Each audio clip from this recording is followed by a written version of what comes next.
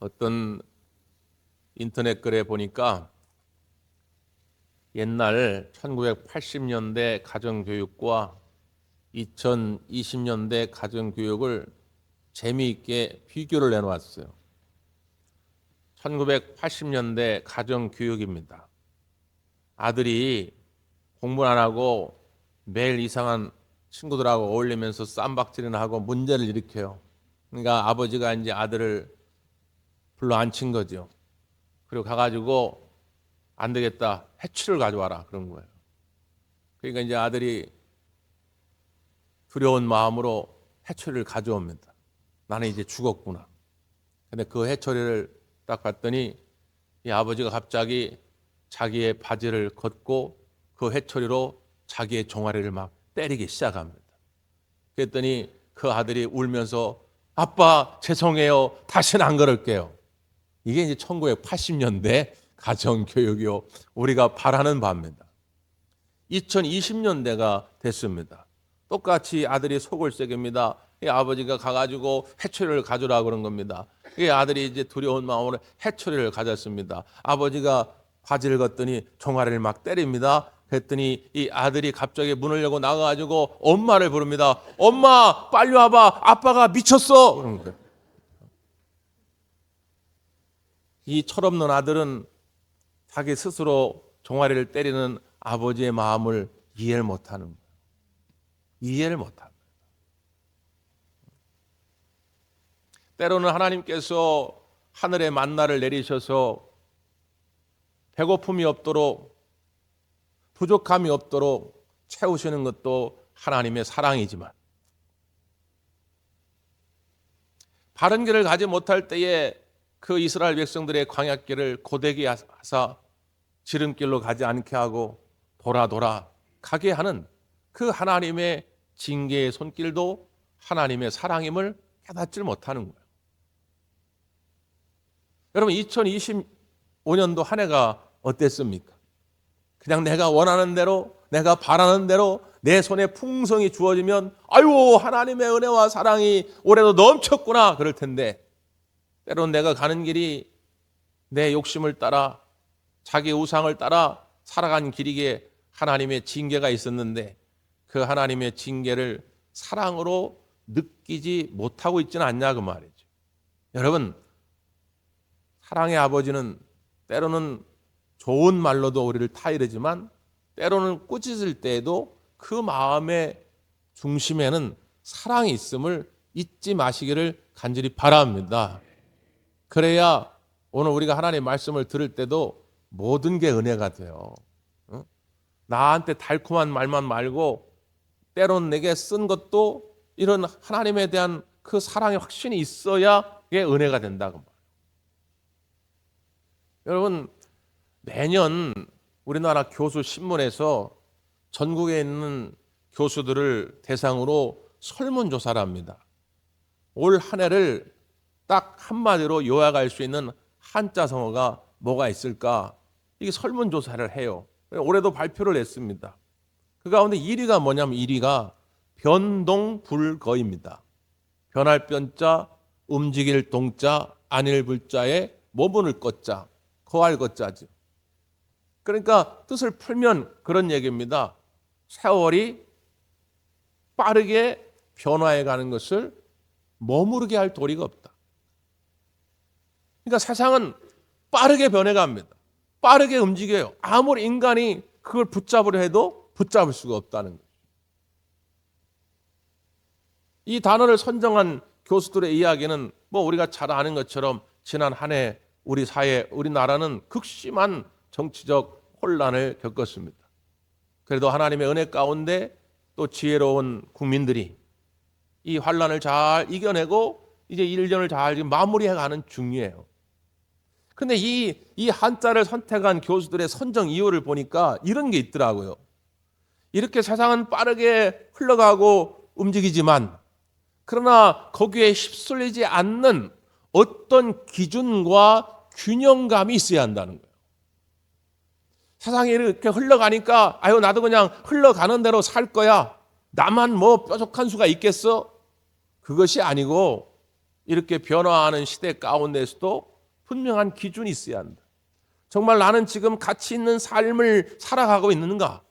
나는 지금 올바른 방향으로 가고 있는가? 우리가 이것을 신앙적으로 대입해서 생각해 본다면 정말로 2025년 동안 나는 분주하게 살아오긴 살아왔는데 정말로 이 살아온 길이 하나님이 기뻐하시는 길인가? 내가 걸어온 길이 하나님께 영광되는 길인가? 한 번쯤 생각해 보아야 한다 그 말이에요. 그래서 이런 송년주일이 중요하죠. 1년을 잘 결산해 볼 수 있는, 마무리해 볼 수 있는 시간 아닙니까? 아이고 목사님 그런 얘기 하지 마세요. 기도할 새도 없고 전도할 새도 없고 사랑할 새도 없고 봉사할 새도 없고 말씀을 읽고 묵상하고 순종할 새도 없고 아유 바빠요. 그냥 우리에게 살아왔잖아요. 시대는 빠르게 변해 가니까 그거 쫓아가기도 바쁜 것이 사실이죠. 그러나 그게 전부가 되어선 안 된다 그 말이에요. 여러분 어떻게 올 한 해 잘 살아오셨습니까? 내가 정말 신앙생활을 잘 해왔는지 아니면 그러지 못했는지 한번 점검할 필요가 있는데 그 점검표를 오늘 제가 여러분에게 알려드리려고 하는 거예요. 소위 요즘 자주 쓰는 말로 체크리스트입니다. 오늘 본문을 통해서 우리가 그 몇 가지를 발견하게 되는데 자, 여러분에게 한번 문제를 내볼게요. 이거는 상식이 없고 지식이 없어도 눈치만 있으면 맞출 수 있는 문제입니다. 여러분 시편이 150편으로 구성되어 있는데 시편 150편 가운데 가장 오래된 시는 몇 편일까요? 네? 눈치만 있으면 맞출 수 있다고 그랬어요? 90편입니다. 90편. 오늘 이 얘기를 하려고 그러니까 눈치도 없으시네 이제. 오늘 읽은 우리 시편 90편이 가장 오래된 시예요. 왜 그럴까요? 시편 90편은 누가 썼다고 되어 있습니까? 모세, 하나님의 사람 모세의 기도 이렇게 되어 있어요.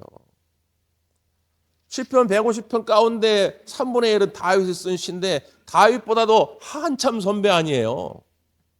그러니까 입에서 입으로 구전으로 전승되어 오다가 어느 시점에 이 기도문이 이 시가 이 시편에 기록되게 된 것이지요. 자, 모세는 참 파란만장한 삶을 살았습니다.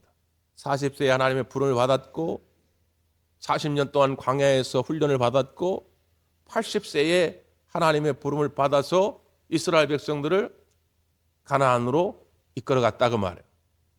자, 그 모세가 젊은 시절이 아니고 노년의 때에 자기의 인생을 이렇게 돌아본 거예요. 40년 동안 궁궐에서 왕자로 살던 삶, 또 40년 동안 광야에서 목자로 살던 삶, 그리고 40년 동안 또 하나님의 부름을 받아 민족의 지도자로 살았던 삶을 돌아볼 때 하나님은 이런 분이시구나 이런 고백을 하게 돼요. 자, 하나님은 어떤 분이냐? 우리 1절과 2절인데요. 1절, 2절 시작. 주여 주는 대대에 우리의 거처가 되셨나이다. 산이 생기기 전 땅과 세계도 주께서 조성하시기 전 곧 영원부터 영원까지 주는 하나님이시니이다. 하나님은 어떤 분이냐? 대대에 우리의 거처가 되셨나이다 이렇게 고백합니다.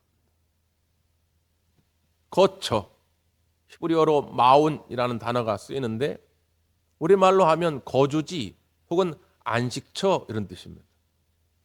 특별히 이스라엘 백성들은 광야길을 걸어오는 동안 이 마온을 찾질 못한 거예요. 왜? 그냥 장막을 칩니다. 텐트를 치는 거예요. 근데 한 2, 3일 지났는데 구름기둥, 불기둥이 옮겨가면 또 옮겨가야 되는 거예요. 그게 일주일이 될지 한 달이 될지 몰라요. 그러니까 거기다가 뭐 나무가 됐든 흙이 됐든 뭐 돌이 됐든 집을 지을 수가 없는 거예요. 마치 우리네 인생이 그렇다는 거예요. 그렇게 이스라엘 백성 광야에서 나그네 길의 삶을 살아가는 거예요. 그런데 그들에게 땅에서는 정착할 수 없었으나 그들의 마음, 그들의 영혼이 정착할 수 있는 안식처가 있었다는 거예요. 그게 누구라는 거예요? 하나님이시라는 거예요. 하나님은 우리의 대대의 마온, 거주지가 되셨다는 거예요. 내가 초가집에 살든 내가 궁궐 같은 집에 살든 관계없이 하나님을 안식처로 살아가는 삶, 이것이 하나님 자녀, 하나님 백성들의 삶이라고 하는 것이죠. 그러면 여기서 한번 우리가 물어야 되는 거죠. 과연 나는 하나님만 안식처로 삼고 있느냐? 하나님만 안식처로 삼고 있다면 이런 시대의 빠른 변화, 이런 흐름에 놀랄 것도 없고 두려워할 것도 없어요. 그런데 하나님을 온전한 안식처로 삼지 못하니까 빠르게 변화할 때마다 두려운 거예요. 안정감이 없는 것이죠. 그래서 모세가 노년에 이스라엘 백성들에게 축복을 하면서 신명기 33장에 이렇게 축복을 합니다. 27절이죠. 영원하신 하나님이 내 처소가 되시니 그의 영원하신 팔이 내 아래에 있도다. 이렇게 말합니다. 최고의 축복입니다. 하나님이 너의 처소가 될 것이다. 이스라엘 백성들을 향해서 가나안 땅이 어떤 땅인지 그거 처음 가보는 곳이기 때문에 두렵기도 하고 걱정 근심이 많을 텐데 걱정하지 마라. 하나님이 너희의 처소가 되어줄 것이다. 그 땅이 어떤 땅이든 하나님이 처소, 마온, 안식처가 될 것이기 때문에 걱정할 것이 없다는 거예요. 2026년도도 우리에게 어떤 일이 벌어질지 우리가 잘 모르지요. 우리가 어디로 갈지 잘 모릅니다. 그러나 걱정하지 마십시오. 하나님이 여러분의 안식처가 되어줄 줄 믿습니다. 그러면 두려워할 것이 없다. 그런데 그 다음 재밌는 표현을 썼죠. 그의 영원하신 팔이 네 아래에 있도다. 하나님의 영원하신 팔이 네 아래에 있다는 거예요. 아래. 왜 하나님이 팔이 위에 있지 않고 옆에 있지 않고 아래에 있을까요? 네, 엄마가 갓난 아이를 안을 때 어떻게 안아요? 위에서 이렇게 앉지 않잖아요. 아래에서 앉죠. 내 아이가 떨어질까?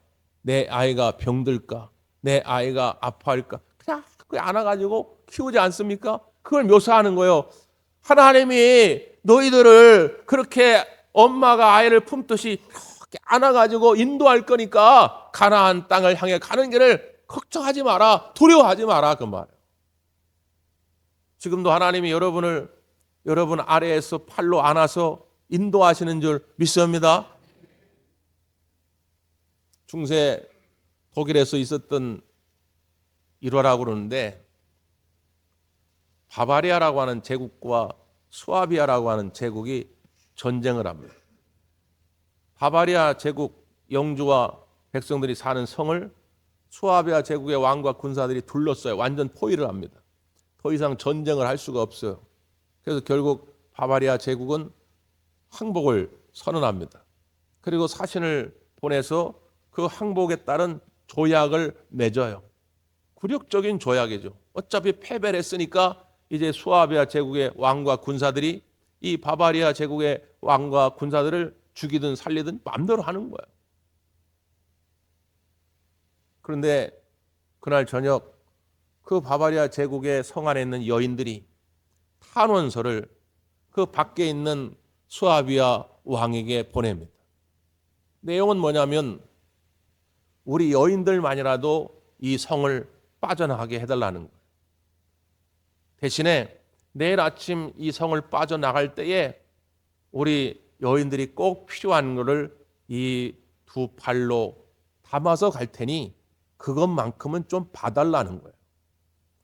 그래서 이 수아비아 제국의 왕이 그 편지를 읽어보니 그래 뭐 여자들까지 죽여봐야 뭐 하겠냐? 어? 또 여자들이 뭐 가지고 가봐야 얼마나 들고 가겠냐? 야, 그렇게 하라고 그래라. 그렇게 한 것입니다. 그 다음날 아침이 되었어요. 그래서 성 안에서 이 여인들이 자기에게 꼭 필요한 것을 이 품에 안고 나오기를 시작합니다. 근데 그 품에 안고 나오는 대상이 누구냐? 자신들의 남편이었어요. 남편을 다 끌어안고 나오는 거예요. 그 약속은 했잖아요. 그 손으로 안고 나오는 모든 것은 다 봐주기로 했으니까. 그래서 그 남자들이 생명을 건지게 됩니다. 여러분, 하나님께서 우리를 안고 인도하시는 길이 그냥 쉬운 길이 아닙니다. 우리를 살려내기 위해서 하나님은 스스로 낮은 곳에 내려와서 십자가에 달려 죽으시고 모든 걸 다 희생했어요. 그래서 우리를 살려낸 것입니다. 이 사랑을 아시냐 그 말이요. 아버지가 너무 사랑하기에 친히 바지를 걷고 자기 손으로 종아리를 때리는 그 아버지의 마음을 아냐 그 말이지요. 자기 스스로 낮은 곳에 내려와 십자가의 죽음으로 말미암아 우리를 살려고자 하는 그 아버지의 사랑의 마음을 아냐 그 말이죠. 그 하나님의 사랑을 안다면 그 하나님만을 안식처로 삼게 될 줄 믿습니다. 그러면 흔들릴 게 없다 그 말이에요. 여러분 점검해 보시라 그 말이에요. 왜 2025년도가 힘들었는가? 왜 그렇게 걱정거리가 많았는가? 결국은 하나님이 아닌 다른 것에서 안식함을 찾으려고 했기 때문입니다. 이 틀어진 방향을 바로 잡아야 돼요. 하나님만 안식처로 삼으시고 2026년도에는 언제나 기쁨이 넘칠 수 있기를 간절히 바랍니다. 두 번째 체크리스트, 점검표입니다. 자, 3절, 4절인데요. 3절, 4절 모세는 이렇게 기도합니다. 시작. 주께서 사람을 뒷글로 돌아가게 하시고 말씀하시기를 너희 인생들은 돌아가라 하셨사오니 주의 목소리는 천년이 지나간 어제 같으며 밤의 한순간 같을 뿐임이이다. 이 시편 90편은 수많은 사람들이 자신의 인생의 전환점으로 삼은 본문입니다. 평신도들의 간증을 들어보면 이 시편 90편에서 은혜 받아서 자기의 인생이 확 달라졌다고 하는 분들이 꽤 많아요. 그런데 안타까운 것은 그런 간증을 하는 분들의 거의 대다수는 중년 이상입니다. 중년 이상. 젊었을 땐 잘 몰라. 근데 중년의 때가 되니까 오늘 이 말씀이 구구절절이 자기 얘기 같은 거예요. 너무 은혜가 되는 거예요. 그래서 이 말씀을 읽고 완전히 자기 인생의 방향을 전환시킨 그런 분들이 많습니다. 근데 저는 바라기는 기왕이면 오늘의 이 말씀이 젊은 세대에게도 은혜가 되고 영향이 있기를 간절히 바랍니다. 목사님, 나는 이미 나이가 많이 들었는데요. 아니 그러니까 이 말씀을 여러분의 자녀들에게 꼭 전해주라 그 말씀이에요. 지금 모세가 뭘 이야기합니까? 3절에 주께서 사람을 뒷글로 돌아가게 하시고 말씀하시기를 너의 인생들은 돌아가라 하셨사오니 이렇게 말하죠. 우리의 인생은 어디로 간다고요? 뒷글로 간다는 거예요. 끝이 있다는 것입니다. 나의 이 젊음이 영원할 것 같지만, 나의 이 건강이 영원할 것 같지만, 나의 이 지식이 영원할 것 같지만 끝이 있다는 거예요. 돌아갈 때가 있다는 것입니다. 그때는 다 티끌이 떼어서 이 땅에서 흙으로 남게 될 것이라 그 말. 근데 이 젊은 시절에 이런 이야기를 하면 잔소리 좀 그만하세요 막 그래요. 근데 이제 중년의 나이가 되면 이 말씀이 확 와닿는 거예요. 내가 이제 살아갈 날이 얼마 안 남았구나. 이제 많이 살아야 10년, 20년. 그러면 나는 제대로 살아왔나? 내가 잘 살아오지 못했다면 내가 앞으로 남은 세월에 뭘 해야지? 이거 한번 돌아보게 되거든요. 그래서 이 말씀이 많은 사람들을 돌이키게 하는 그런 말씀이 된 거예요. 그 뒤로 쭉 읽어가 보면 우리의 인생을 뭐로 표현합니까? 풀과 같다, 풀. 아침에는 활짝 핀 것 같은데 저녁이 되면 금방 시들어버리는 풀과 같은 인생이라는 것입니다. 그리고 우리가 가장 잘 아는 구절이 등장하죠. 이런 표현이 등장합니다. 10절입니다. 10절. 시작. 우리의 연수가 70이요 강건하면 80이라도 그 연수의 자랑은 수고와 슬픔뿐이요 신속기간이 우리가 날아가나이다. 지금 시대에 맞춰서 이야기한다면 우리나라는 평균 기대 수명이 남자가 80이고 여자는 83세 정도 되니까 10년 정도 더 넣으면 되겠죠. 우리의 연수가 80이요 강건하면 90이라도 그 연수의 자랑은 수고와 슬픔뿐이요 신속기간이 우리가 날아가나이다. 10대, 20대 때는 시간이 그냥 10km, 20km 이렇게 가요. 거북이처럼 갑니다. 근데 이제 나이가 50, 60 가면 갈수록 이제 이 속도가 배가 되죠. 50대는 100km로 가고 60대는 120km로 가고 70대는 140km로 가고 80 넘으면 200km로 가요. 시간이 그렇게 확확 빠르게 지나갑니다. 이걸 알고 있냐 말이에요. 이걸 알아야 지혜로운 삶을 산다는 거예요. 그러면 아니 그렇게 시간이 확 흘러가고 하나님 앞에서는 우리의 인생이 마치 점, 응? 그냥 순간 같은 거예요. 순간. 그럼 이렇게 순간 같은 인생을 우리가 살아가는데 아유 그럼 이게 무슨 의미가 있냐. 그냥 대충 막 살자. 그러니까 허무주의를 말하고자 하는 것이 아니고 그렇게 짧은 인생이니까 뭘 깨달아야 한다는 거예요? 우리의 인생이 여기서 전부가 아니고 영원의 삶이 있음을 알라는 거예요. 자, 두 번째 그래서 점검표입니다. 체크리스트예요. 당신은 영원의 삶을 사모하고 있느냐는 것입니다. 이 땅의 것이 전부임을 깨닫고 이 땅의 것이 나의 우상임을 내가 알고 그냥 살게 되면 영원의 삶을 바라보지 못합니다. 그래서 이 땅의 삶 때문에 이 짧은 찰나와 같은 이 순간의 삶 때문에 내 인생은 흔들리게 돼 있어요. 아파할 수밖에 없는 것이죠. 근데 성경은 우리에게 뭐라고 말하느냐? 여기가 끝이 아니니 영원한 삶을 바라보라는 거예요. 영원한 삶을 바라보면 지금 이 찰나의 이 순간의 삶을 더 가치 있게 더 하나님의 뜻에 합당한 삶을 살아가게 될 거라는 것입니다. 예수님은 그래서 더 구체적으로 이거를 표현을 했어요. 마태복음 6장의 말씀인데요. 그러므로 염려하여 이르기를 무엇을 먹을까 무엇을 마실까 무엇을 입을까 하지 말라. 이는 다 이방인들이 구하는 것이라. 너희 하늘 아버지께서 이 모든 것이 너에게 있어야 할 줄을 아시느니라. 그런즉 너희는 먼저 그의 나라와 그의 의를 구하라. 그리하면 이 모든 것을 너희에게 더하시리라. 순간의 삶 이것이 전부인 것으로 생각하는 사람들은 매일 무엇을 입을까 무엇을 마실까 무엇을 먹을까만 생각합니다. 그것 때문에 늘 염려 가운데 살아요. 그것 때문에 늘 상처받고 삽니다. 그것 때문에 늘 스트레스를 받는 거예요. 이게 필요 없다는 게 아닙니다. 하나님도 이 모든 것이 너희에게 있어야 할 줄 아느니라 이렇게 말씀하잖아요. 하나님이 여러분보다 더 잘하신다 그 말이에요. 그러나 순서를 분명히 하라. 먼저 그의 나라와 의를 구하라. 하나님 나라와 그의 영원한 삶의 가치를 추구하라고 하는 것이죠. 그러면 이 모든 것을 너희에게 더하시리라. 희한하죠? 이 천국의 법칙이 희한하죠? 이게 처음에 이해되지 않고 믿음으로 받아들이지 않으면 이게 뭔 말인가 싶습니다. 그런데 어느 날 믿음으로 이것이 깨달아지기 시작하면 그랬구나. 내가 영원한 삶을 바라보면서 하나님 나라의 삶을 바라보면서 살아가게 됐더니 주어진 모든 것이 하나님의 은혜임을 깨닫기 시작합니다. 주어진 모든 것이 내게 행복함임을 깨닫게 됩니다.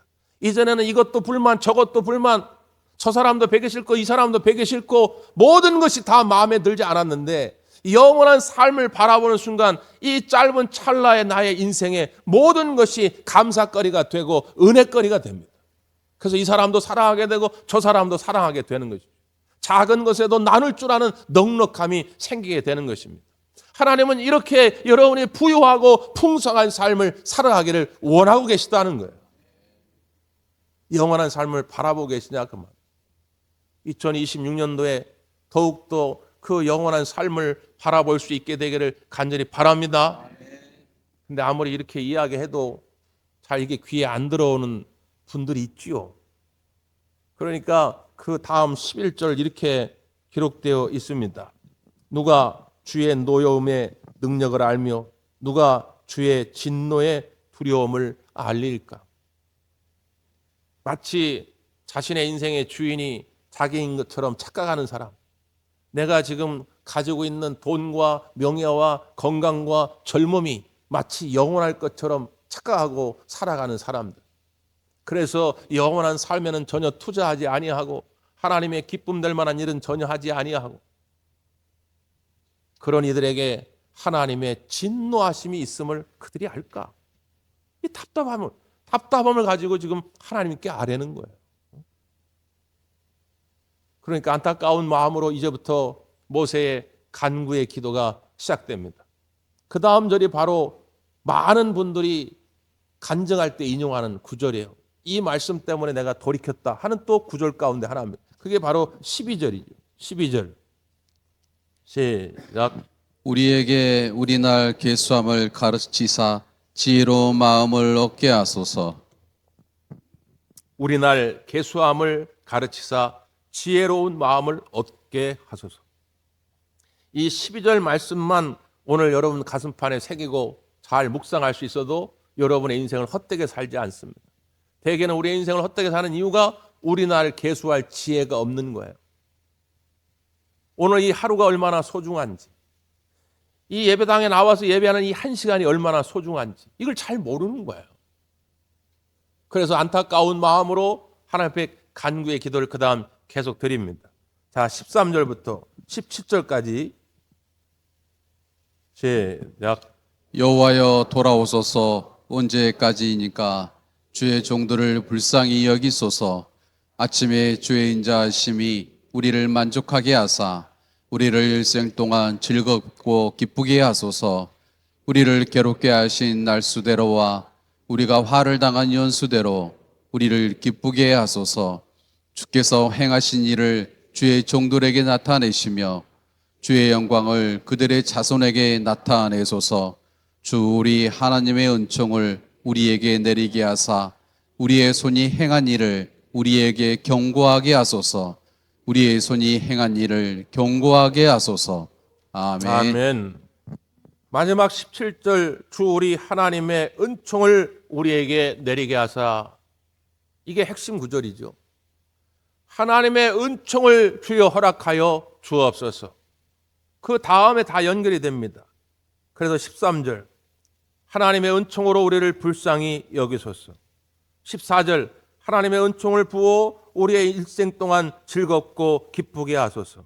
15절 하나님의 은총을 우리에게 주어 우리를 기쁘게 하소서.